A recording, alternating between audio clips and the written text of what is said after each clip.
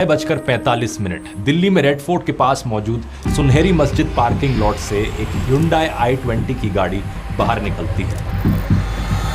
ये गाड़ी लाल किले के पास से यू टर्न लेकर सीधा उसके सामने वाली सड़क पर आती है। 6:52 ये बहुत धीरे धीरे चलकर एक रेड लाइट पर आकर रुक जाती है। ये वाली red light Lal Qila metro station के गेट नंबर 1 से बहुत नजदीक थी और कुछ ही सेकंड बाद दोस्तों एक बहुत बड़ा धमाका होता है।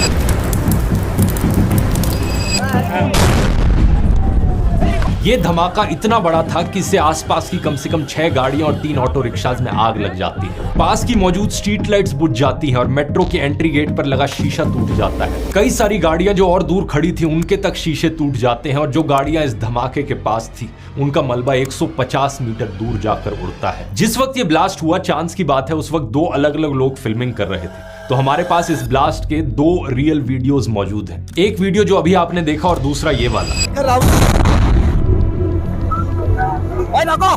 इस वीडियो को थोड़ा स्लो डाउन करके देखोगे तो आपको दिखेगा कि इस ब्लास्ट की इंटेंसिटी कितनी ज्यादा थी। कैमरे में जो कुछ दिख रहा था सब कुछ हिल गया, इतना बड़ा पेड़ तक हिल गया। वहां मौजूद शॉपकीपर्स का कहना है कि इतनी तेज आवाज उन्होंने पहले कभी नहीं सुनी थी। बहुत भयंकर धमाका, बहुत जोर से आवाज थी, ऐसी आवाज हमने पहले नहीं सुनी। बताया जाता है कि धमाके की आवाज करीब 2.5 किलोमीटर दूर ITO तक सुनाई दी। 6:55 पर दिल्ली फायर सर्विसेज को कॉल आती है, जिसके बाद उन्होंने आग पर काबू करने के लिए 7 फायर टेंडर्स को डिस्पैच कर दिए। एक आई विटनेस बताता है कि इस ब्लास्ट के 10 मिनट के अंदर अंदर लगभग 7 बजे के अराउंड पुलिस वहां पर आ गई थी और 7:15 तक एम्बुलेंसेज भी वहां पहुंच गई थी। चांदनी चौक के लोकल लोग वहां मौजूद विक्टिम्स की बहुत मदद करते हैं और एम्बुलेंस पहुंचने से पहले ही कई विक्टिम्स को तो ई रिक्शास के जरिए पहले ही हॉस्पिटल पहुंचा दिया गया था। धमाके में कुल मिलाकर 20 से ज्यादा लोग घायल होते हैं, जिन्हें तुरंत लोकनायक जयप्रकाश हॉस्पिटल ले जाया जाता है। घायल लोगों में से 8 लोगों की हॉस्पिटल पहुंचने से पहले ही मौत हो जाती है और अभी तक की इंफॉर्मेशन के हिसाब से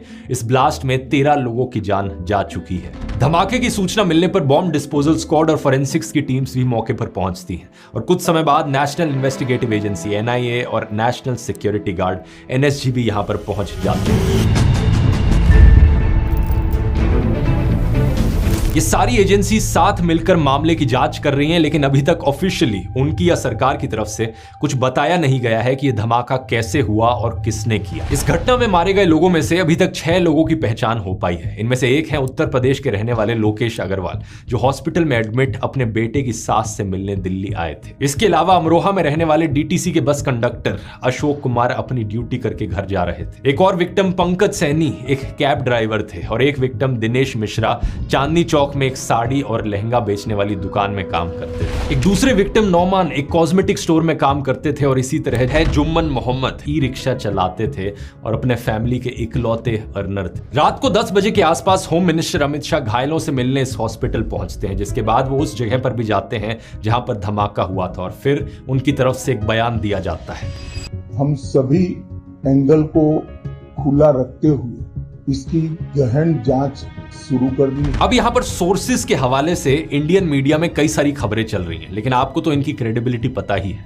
तो जो भी चीजें अब मैं आगे बताने जा रहा हूं इस चीज का ध्यान रखना, क्योंकि हो सकता है अगले कुछ दिनों में ये खबरें गलत साबित हो जाए। वैसे अगर ऐसा हुआ तो इस वीडियो के पिन कमेंट को चेक कर लेना, क्योंकि वहां पर इसे मैं मेंशन कर दूं। टाइम्स ऑफ इंडिया ने सोर्सेज के हवाले से बताया है कि इस Hyundai i20 गाड़ी का नंबर प्लेट था HR26 CE7674। द हिंदू को सोर्सेज ने बताया कि इस गाड़ी का ओनर मोहम्मद सलमान था, जो हरियाणा के गुड़गांव में रहने